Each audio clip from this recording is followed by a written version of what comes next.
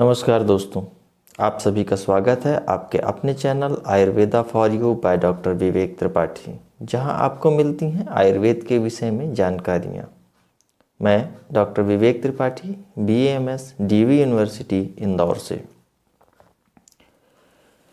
दोस्तों, हम लोग अभी तक चैनल में रोगों के विषय में, औषधियों के विषय में वीडियोस के माध्यम से बात की है, परंतु मुझे लगता है कि आयुर्वेद के कुछ बेसिक पॉइंट्स भी हैं जिस पर हम चर्चा करें और आप लोगों को कुछ महत्वपूर्ण पॉइंट्स आयुर्वेद के हम बताते रहें, ताकि आप लोग आयुर्वेद को करीब से जान सको। इसके लिए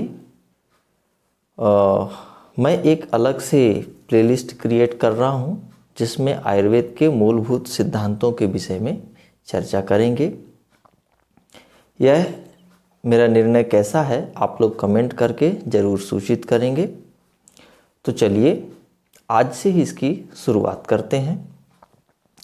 सबसे पहले हम जो विषय लेंगे वह है आयुर्वेद का अवतरण, अर्थात आयुर्वेद हम मनुष्यों के पास तक आया कैसे। विषय पसंद आए तो लाइक, शेयर और चैनल को सब्सक्राइब कर लीजिएगा। तो चलिए शुरू करते हैं। इस संसार के समस्त ज्ञान विज्ञान का मूल ब्रह्मा जी से प्रारंभ होता है और आयुर्वेद का भी मूल ब्रह्मा जी से ही जुड़ा हुआ है। सर्वप्रथम ब्रह्मा जी ने शाश्वत अनादि त्रिसूत्र आयुर्वेद का स्मरण किया, अर्थात ब्रह्मा जी ने कभी न मिटने वाला अनादि एवं 3 सूत्रों वाला हेतु, लिंग, औषधि, ये 3 सूत्र आयुर्वेद के हैं। तो 3 सूत्रों वाला आयुर्वेद का ध्यान किया और सृष्टि में पहले से विद्यमान आयुर्वेद के ज्ञान को एकत्रित किया और उसे प्राणी जगत की पीड़ा के लिए तथा धर्म, अर्थ, काम, मोक्ष चतुर्विध पुरुषार्थ के साधना के लिए ब्रह्म संहिता में निबद्ध किया। बाद में ब्रह्मा जी ने आयुर्वेद का यह ज्ञान अपने मानस पुत्र दक्ष प्रजापति जी को दिया और दक्ष प्रजापति जी ने यह ज्ञान अपने शिष्यों अश्विनी कुमारों को, 2 भाई थे, अश्विनी कुमारों को प्रदान किया।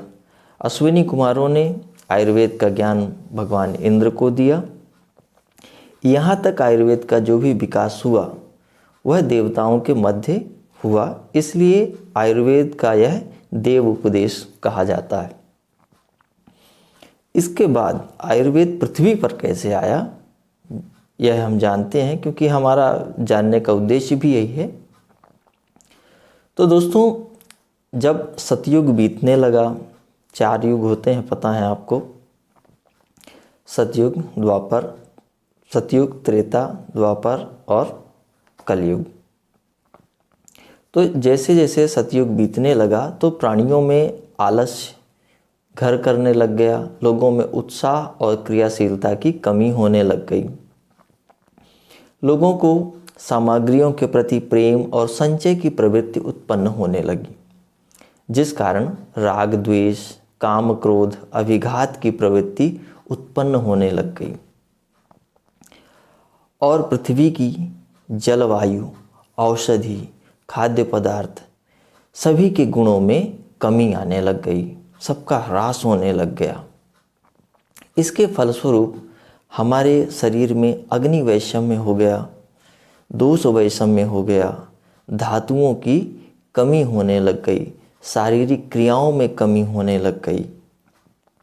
तो ये सब कारण जब इकट्ठे हुए तो इनसे रोगों की उत्पत्ति हुई। मनुष्य रोगों से ग्रसित होने लगे, मनुष्यों की दिनचर्या में गड़बड़ी उत्पन्न हो गई, वह अशांत और परेशान रहने लगा। तो उसके अध्ययन, व्रत, तप, कला, कृषि, वाणिज्य, सामाजिक, आर्थिक एवं सांस्कृतिक जीवन में रोगों ने व्यवधान डाल दिया। लोगों के इन सभी कष्टों को देखते हुए उस समय के समाज के कल्याण के लिए सदा तत्पर रहने वाले ऋषियों के हृदय में करुणा एवं पीड़ा उत्पन्न हुई। उन्हें लगा कि ये सब क्या हो रहा है, इसका कोई ना कोई हल निकालना पड़ेगा ताकि मनुष्य सुखी रह सके। और उन्होंने इसका हल निकालने के लिए एक गोष्ठी का आयोजन किया। गोष्ठी अर्थात मीटिंग। तो उस संगोष्ठी में देश देशांतर से सभी महर्षिगण उपस्थित हुए, जिसमें से कुछ प्रमुख नाम मैं आपको बता देता हूँ। अंगिरा ऋषि, जमदाग्नि, वशिष्ठ, भृगु, कश्यप, आत्रेय, गौतम, सांख्य, पुलस्त्य, नारद,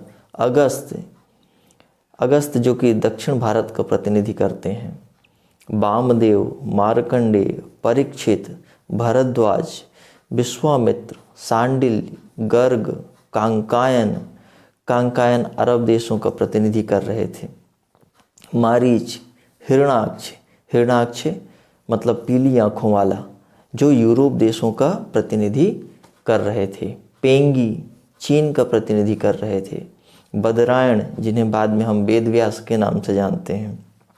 तो और भी कई ऋषि थे उसमें। तो ये सभी ऋषि बैठ के एक मीटिंग किया। इन सभी लोगों ने डिस्कशन करके एक निर्णय पर पहुँचे कि धर्म, अर्थ, काम और मोक्ष की प्राप्ति का सर्वप्रधान साधन जो है वो है आरोग्य।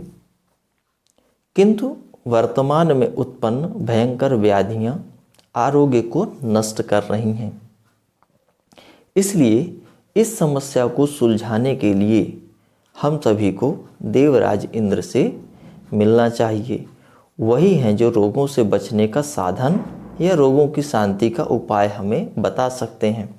जैसा कि हमने अभी पहले बताया था कि देवताओं में भी लास्ट कौन थे जिन्हें आयुर्वेद का ज्ञान हुआ?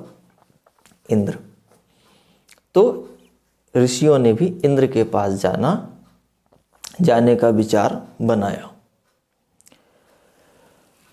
अब इंद्र के पास कौन से आचार्य इस ज्ञान को प्राप्त करने गए, इसमें थोड़ा सा मतांतर है। जैसे चरक संहिता के अनुसार अगर हम देखते हैं तो संगोष्ठी में महर्षि भारद्वाज का नाम आगे किया गया और उन्हें इंद्र से मिलने के लिए भेजा गया। महर्षि भारद्वाज इंद्र के पास गए, उनसे सारी पीड़ा कही कि धरती में इतनी सारी दिक्कतें हैं, रोग वहाँ सबको परेशान कर रहा है, आरोग्य का कोई फॉर्मूला हमें दे दीजिए। और भगवान इंद्र से आयुर्वेद का ज्ञान प्राप्त करके चले आए और अपने शिष्य आत्रेय पुनर्वसु को वह ज्ञान उन्होंने दिया। आत्रेय पुनर्वसु ने अपने शिष्यों को ज्ञान आगे फॉरवर्ड किया। उनके शिष्यों में से अग्निवेश, भेल, जतुकर्ण, पराशर, हारित, क्षारपाणी थे। इसी तरह से सुश्रुत संहिता में जो वर्णन मिलता है उसके अनुसार आचार्य धन्वंतरी इंद्र के पास गए और उन्होंने भी सारी बातें कही और वहाँ से आयुर्वेद का ज्ञान इंद्र से प्राप्त करके अपने शिष्यों को दिया। उनके शिष्यों में से औपधेनव, वैतरण, पौष्कलावत, औरभ्र, करवीर, गोपुर रक्षित और सुश्रुत थे। काश्यप संहिता के अनुसार देखें तो महर्षि काश्यप, भृगु, वशिष्ठ, अत्रि आदि सभी महर्षि इंद्र के पास एकत्रित रूप से गए, वहाँ कोई एक नहीं गया था। और वहाँ से आयुर्वेद का ज्ञान प्राप्त करके इंद्र से अपने पुत्रों तथा अपने शिष्यों को प्रदान किया। तो इस तरह से आयुर्वेद का ज्ञान धरती पर आया। इस पर सभी आचार्यों ने जिन्होंने ज्ञान प्राप्त किया अपने अपने हिसाब से आयुर्वेद के ग्रंथ लिखे और लोगों का उद्धार किया।